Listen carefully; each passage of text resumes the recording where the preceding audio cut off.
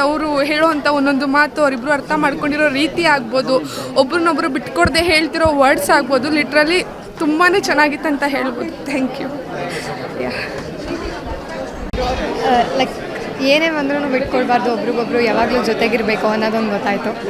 So like love ಮಾಡಿದ್ರೆ ಒಂದ್ಸಲ ಏನೇ ಆದರೂ ಬಿಟ್ಕೊಡ್ಬಾರ್ದು ಅನ್ನೋದು ಈ ಮೂವಿಯಲ್ಲಿ ಚೆನ್ನಾಗಿ ಹೇಳ್ಕೊಡ್ತಿದ್ದಾರೆ. ಫಸ್ಟ್ ಹಾಫ್ ಎಷ್ಟು ಲೈಕ್ ಫನ್ ಆಗಿರುತ್ತೋ, ನೆಕ್ಸ್ಟ್ ಸೆಕೆಂಡ್ ಹಾಫ್ ಅಷ್ಟೇ ಎಮೋಷ್ನಲ್ ಆಗ್ತೀವಿ. ಮೂವಿ ತುಂಬ ಚೆನ್ನಾಗಿದೆ. ಹಾಂ ಸರ್, ನೋಡಿದೆ, ತುಂಬ ಖುಷಿ ಆಯಿತು ನೋಡೋದಕ್ಕೆ. ಈಗಿನ ಕಾಲದಲ್ಲಿ ಅಂಥವ್ರು ಸಿಗೋದು ತುಂಬ ಲೈಕ್ ಕಷ್ಟ, ಬಟ್ ಮೂವಿ ನೋಡಿ ತುಂಬ ಇಷ್ಟ. ಸ್ವಲ್ಪ ಎಮೋಷ್ನಲ್ ಆಗಿದೆ ಸರ್ ಸೆಕೆಂಡ್ ಪಾರ್ಟಲ್ಲಿ. Thank you sir. ಹುಡುಗರಿಗೆ ಯಾರಿಗೇ ಇರಲಿ ಯಾವಾಗಲೂ ಪ್ರೀತಿನ ಏನೇ ಎಕ್ಸ್ಪೆಕ್ಟ್ ಮಾಡ್ತಾರಂದರೆ ತಾಯಿನ, ಒಂದು ಹುಡುಗರಂದರೆ ತಾಯಿನ ಪ್ರೀತಿ ಮಾಡೋದಂತೂ ಗ್ಯಾರಂಟಿ ಅಲ್ವಾ. ಸೊ ತಾಯಿ ಪ್ರೀತಿ ಕೂಡ ಅದೇ ಥರ ಪ್ರೀತಿನ ತನ್ನ ಗರ್ಲ್ ಫ್ರೆಂಡ್ ಆಗಲಿ, ಲವರ್ ಆಗಲಿ, ಹೆಂಡತಿ ಆಗಲಿ ಸಿಗಬೇಕಂತ ಆಸೆ ಪಡ್ತಾರೆ. ಸೊ ಇದರಲ್ಲಿ ಇರೋದು ಕೂಡ ಅದೇ ಥರ ಇರೋದು. ಸೊ ಬೇಕಾಗಿರೋದೇನು ಹೇಳಿ ತಾಯಿ ಪ್ರೀತಿ. ಸೊ ಹುಡುಗರು ಯಾವಾಗಲೂ ಬೇಕಾಗಿರೋ ತಾಯಿ ಪ್ರೀತಿ, ಅದಂತೂ ಸೇಮ್ ಈ ಸಿನಿಮಾ ನೋಡಿದ್ರೆ ನಿಮ್ಗೆ ಗೊತ್ತಾಗುತ್ತೆ ಪ್ರೀತಿ ಅಂದರೆ ಏನು ಅಂತ ಹೇಳ್ಕೊಂಡು. ನಿಜವಾಗ್ಲೂ ಟ್ರೂ ಲವ್ ಸೊ ಮಾಡೋರು ಅಥವಾ ಅದ್ರ ಬಗ್ಗೆ ಏನು ಅಂತ ಗೊತ್ತಾಗಬೇಕಂದ್ರೆ ಈ ಸಿನಿಮಾ ಬಂದು ನೋಡಿ, ತುಂಬ ನಿಮಗೆ ಫೀಲ್ ಕೊಡುತ್ತೆ ಈ ಸಿನಿಮಾ. ಅಷ್ಟು ತುಂಬ ಚೆನ್ನಾಗಿದೆ. ದಯವಿಟ್ಟು ಕನ್ನಡ ಸಿನಿಮಾನ ಸಪೋರ್ಟ್ ಮಾಡಿ, ಎಲ್ಲರೂ ಥಿಯೇಟ್ರಿಗೆ ಬಂದ್ಕೊಂಡು ಸಿನಿಮಾ ನೋಡಿ ಈ ಥರದ್ದು. ಧನ್ಯವಾದಗಳು.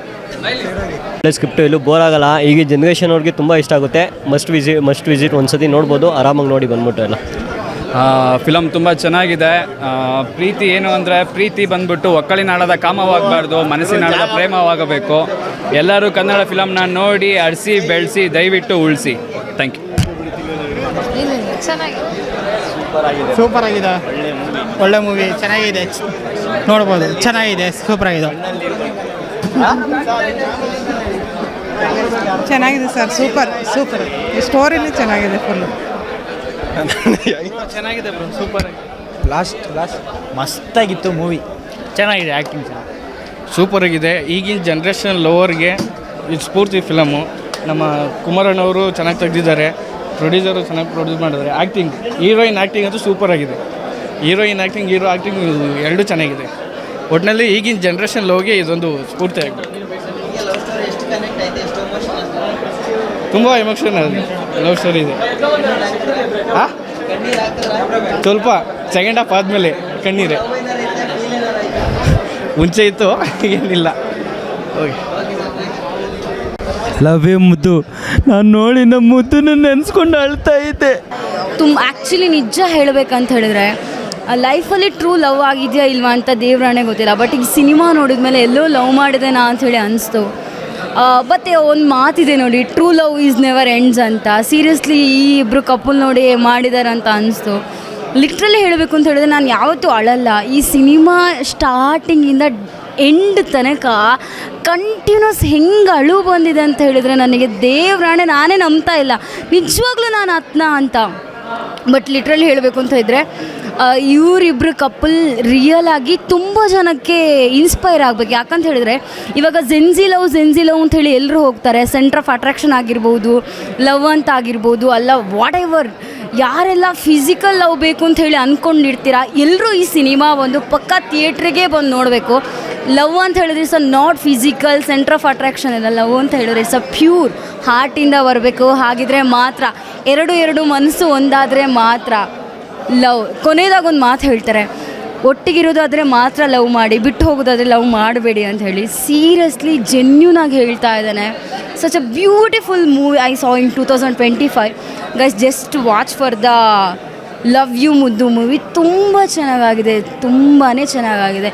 ಯಾವತ್ತು ಜರ್ನಲಿಸ್ಟಾಗಿ ಮಾತಾಡ್ತಿದ್ದೆ, ಇವತ್ತು ನಾನು ಆಡಿಯನ್ಸ್ ಆಗಿ ಹೇಳ್ತಾ ಇದ್ದೇನೆ, ಲಿಟ್ರಲಿ ಲವ್ ಯು ಮುದ್ದು. ಯಾರಿಗಂತ ಗೊತ್ತಿಲ್ಲ. ಪ್ರೀತಿ ಅನ್ನೋದು ಹೇಳಿ ಕೇಳಿ ಬರಲ್ಲ. ಆ್ಯಕ್ಚುಲಿ ಪ್ರೀತಿ ಏನು ಅಂತ ಗೊತ್ತಾಗಬೇಕು ಅಂತ ಒಂದಷ್ಟು ಜನಕ್ಕೆ ಅನಿಸಿದರೆ ಅವರೆಲ್ಲರೂ ಬಂದು ಲವ್ ಯು ಮುದ್ದು ಸಿನಿಮಾನ ನೋಡಿ. ಈ ಸಿನಿಮಾ ನೋಡಿ ಏನು ಹೇಳ್ಬೋದು ಅಂತ ಅಂದರೆ, ಒಂದಷ್ಟು ಜನಕ್ಕೆ ನಾವು ಪ್ರೀತಿ ಮಾಡಿರೋದನ್ನ ಸಿಗಲ್ಲ. ಎಲ್ಲರಿಗೂ ನಮಸ್ಕಾರ. ಇವತ್ತು ನಮ್ಮ ಲವ್ ಯು ಮುದ್ದು ಚಿತ್ರದ 2ನೇ ಪ್ರೀಮಿಯರ್ GT ಮಾಲಲ್ಲಿ ಮಾಡಿದ್ವಿ. ಅಗೇನ್ ಅದ್ಭುತವಾದ ರೆಸ್ಪಾನ್ಸ್ ಇದೆ. ಇವತ್ತು ನಮ್ಮ ಜೊತೆ ಅಗೇನ್ ಆಕಾಶ್ ಅಂಜಿಲ್ ಅವರಿದ್ದಾರೆ, ರೇಷ್ಮಾ ಕೂಡ ಇದ್ದಾರೆ. मैंने तो पहले ही बताया कि अंजलि का और मेरा जो मतलब प्यार भरा जो लम्हा था ऑपरेशन के बाद, स्ट्रगलिंग लाइफ भी थी, वो बहुत ही अच्छी तरीके से फिल्म में दिखाया गया है. और मुझे बहुत अच्छा लगा कि जो अंजलि कैरेक्टर जो मैम ने, रेशमा मैम ने इतना बखूबी निभाया है. तो कैसा होता है कि जब एक पैरालिसिस पेशेंट होता है ना, तो उसको ना उसका माइंडसेट रिकवर करता है, या उसका पार्टनर रिकवर करता है, उसकी फैमिली और रिकवर करता है। मेडिसिन से ज़्यादा जब आप माइंड से बहुत स्ट्रांग रहते हो तो आप जल्दी रिकवर होते हो। तो अंजलि सबसे पहले वो रील्स बहुत निकालती थी, तो मुझे पता था कि अंजलि को हैबिट है एक रील्स बनाने की, वीडियो बनाने की, और ये बहुत ही कॉमेडी गर्ल थी।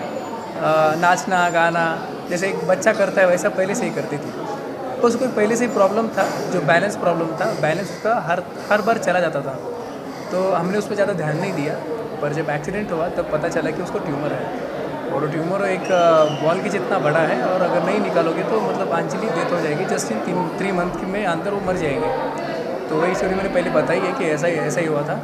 फिर अंजलि को रिकवर करने के लिए मैंने जो हमारे मराठी में एक सॉन्ग है बहुत अच्छा, डोळ्या तो तू तो चांदनी बोलकर एक सॉन्ग है, उस पर हम अंजलि का ऑपरेशन से पहले 15 दिन पहले की रिहर्सल करते थे कि हमारा डांस चल रहा है, तो अंजलि रिवर्स कर रही है, एक पैर हिला रही थी राइट साइड का, और अंजलि को राइट साइड का ही लकवा बैठा, मतलब पैरलेस बैठा है। तो तब मैंने वो गाना चलाया और अंजलि रिस्पॉन्स नहीं दे रही थी।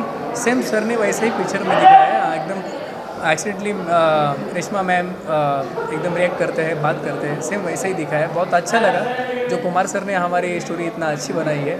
हाँ, मैं इतना कह सकता हूँ कि कुमार सर बोले कि आकाश सर, हम सिर्फ आपकी जो स्ट्रगलिंग लाइफ है ओनली 30% दिखाएंगे। मैं बोला सर ऐसा क्यों?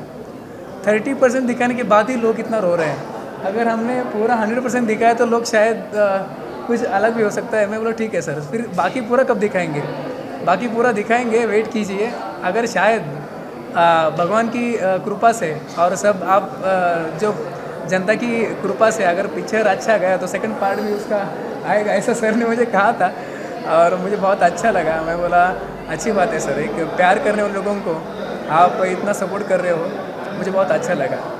और सर आप अगर क्वेश्चन पूछिए मैं उसका जवाब देता हूँ सर। ಏನಾದರೂ ಪ್ರಶ್ನೆಗಳಿದ್ರೆ ಕೇಳಿ ಉತ್ತರ ಕೊಡ್ತೀನಿ ಅಂತ ಹೇಳ್ತಿದ್ದಾರೆ.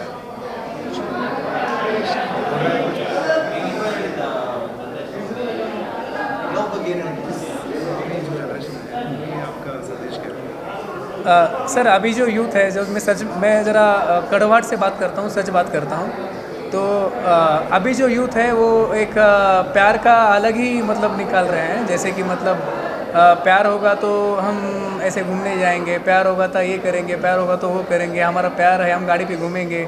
और मतलब ऐसा है कि प्यार में एक 2 चीज़ें बहुत मायने रखती है।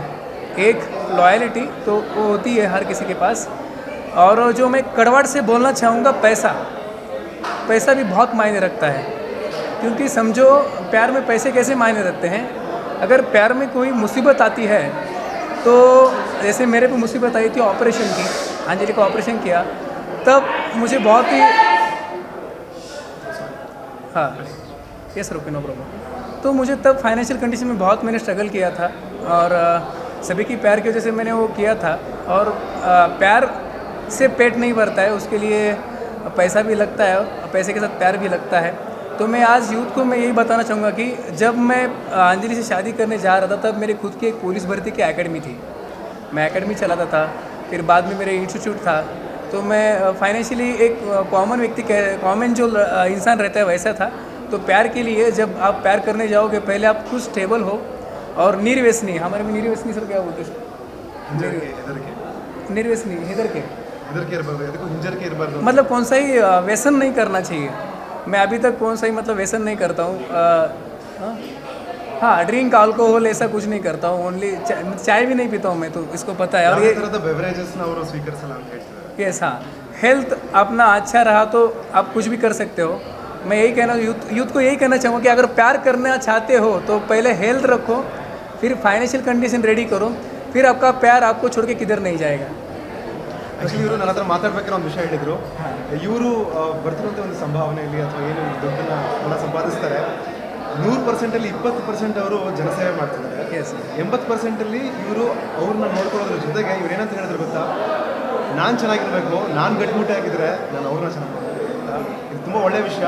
ಮನೆ ನಡೆಸೋರು ಅಥವಾ ಯಾರಾದರೂ ಪ್ರೀತಿ ಪಾತ್ರರನ್ನ ಚೆನ್ನಾಗಿ ನೋಡ್ಕೋಬೇಕು ಅಂದಾಗ ನಾವು ಚೆನ್ನಾಗಿರಬೇಕು, ನಾವು ಗಟ್ಟಿಯಾಗಿರಬೇಕು ಅಂತ ಅವರು ಇನ್ನು ಹೇಳ್ತಾ ಇದ್ದಾರೆ.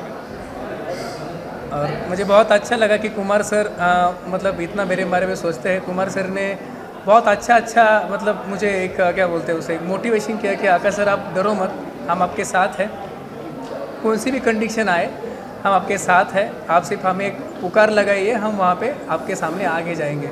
और मुझे लगता है कि एक छोटे से लड़के के लिए कुमार सर ने इतने बड़ा जो वर्ड्स कहा है, तो मैं कहता हूँ कि मेरे लिए बहुत वो बड़ी बात है sir. Thank you so much sir.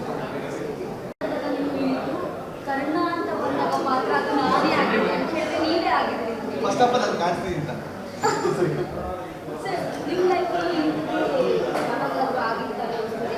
ಅಲ್ಲ, ಎಮೋಷನ್ ಯಾವುದೂ ಆಗಿಲ್ಲ. ಲವ್ ಸ್ಟೋರಿಗಳು ಯೂಶಲಿ ಎಲ್ರಿಗೂ ಆಗಿರುತ್ತೆ, ನಿಮಗೂ ಕೂಡ ಆಗಿದೆ ಅನ್ಕೊಂಡು. And thank you so much. ಎಲ್ರಿಗೂ ಪಕ್ಕ ಇಷ್ಟ ಆಯ್ತಲ್ಲ ಸಿನಿಮಾ, ದಯವಿಟ್ಟು ಎಲ್ರಿಗೂ ಹೇಳಿ. ಆಲ್ರೆಡಿ ಸೋಷಿಯಲ್ ಮೀಡಿಯಾ ತುಂಬ ಚೆನ್ನಾಗಿ ನಿಮ್ಗಳಿಂದ ಚೆನ್ನಾಗಿ ರೀಚ್ ಆಗ್ತಾ ಇದೆ, ಎಲ್ಲ ಕಡೆ ಒಳ್ಳೆ ಪ್ರಶಂಸೆ ಬರ್ತಾ ಇದೆ. ನಿಮ್ಗಳ ಸಹಕಾರದಿಂದ ಒಳ್ಳೆ ಸಿನಿಮಾ ತಲುಪೋಂಗಾಗಿದೆ. Thank you so much. ಜೈ ಕನ್ನಡಾಂಬೆ. ನನ್ನ ಕಡೆಯಿಂದ ಒಂದು ಪರ್ಸ್ನಲ್ ರಿಕ್ವೆಸ್ಟ್, ಎಲ್ಲರೂ ನಮ್ಮ ವಿಡಿಯೋ ಪೋಸ್ಟ್ ಮಾಡ್ತಾ ಇದ್ದೀರಾ, ಬಟ್ ನಿಮಗೆ ಜೆನ್ಯೂನ್ ಆಗಿ ಇಷ್ಟ ಆಗಿದ್ರೆ ಪ್ಲೀಸ್ ನಿಮ್ಮ ಮನಸ್ಸಲ್ಲಿ ಏನು ಅನಿಸುತ್ತೆ ಅದನ್ನು ಬರೆದ್ಬಿಟ್ಟು ಪೋಸ್ಟ್ ಮಾಡಿ. ಎಲ್ಲರೂ ಒಂದೇ ವಿಡಿಯೋ ಪೋಸ್ಟ್ ಮಾಡೋದು, ನಿಮ್ಮ ಮನಸ್ಸಲ್ಲಿ ಏನು ಅನಿಸುತ್ತೆ, ನಿಜವಾಗ್ಲೂ ಏನು ಅನಿಸುತ್ತೆ ಅದನ್ನು ಬರೆದ್ಬಿಟ್ಟು ಪೋಸ್ಟ್ ಮಾಡಿ. ಅದನ್ನು ನೋಡಿದಾಗ ಇನ್ನೊಬ್ರಿಗೂ ಅದೇ ಅನಿಸುತ್ತೆ, ಸೊ ದಟ್ ನಮ್ಮ ಸಿನಿಮಾ ನೋಡ್ತಾರೆ. Thank you thank you so much. Thank you.